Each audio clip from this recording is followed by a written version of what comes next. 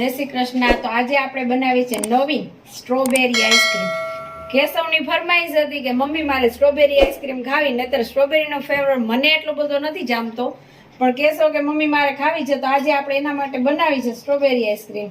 અને આપણે આ આઈસ્ક્રીમનો બેઝ કેવી રીતના બનાવવું એ આપણે આગળ વિડીયોમાં બતાવ્યું જ છે કે કેવી રીતના આપણે બેઝ કરવાનું છે। હવે આપણે એમાં નાખશું આ રીતના મલાઈ તાજી અને સરસ ઠંડી। તો ચાલો હવે આપણામાં મલાઈ નાખી દીધી છે, હવે બીટર ફેરવી।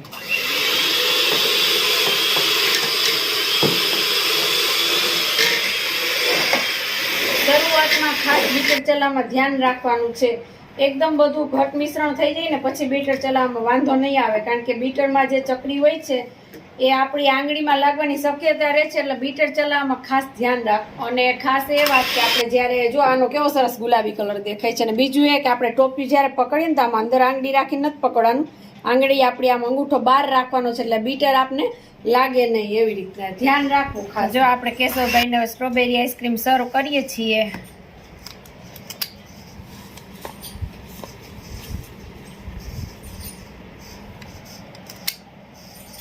કેશવ ટેસ્ટ કર કેવી લાગે છે? હાલ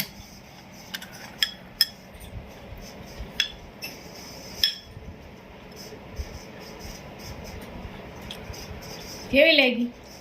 બસ સ્ટ્રોબેરી ભાઈ ફ્લેવર તમારે આ ખાવી?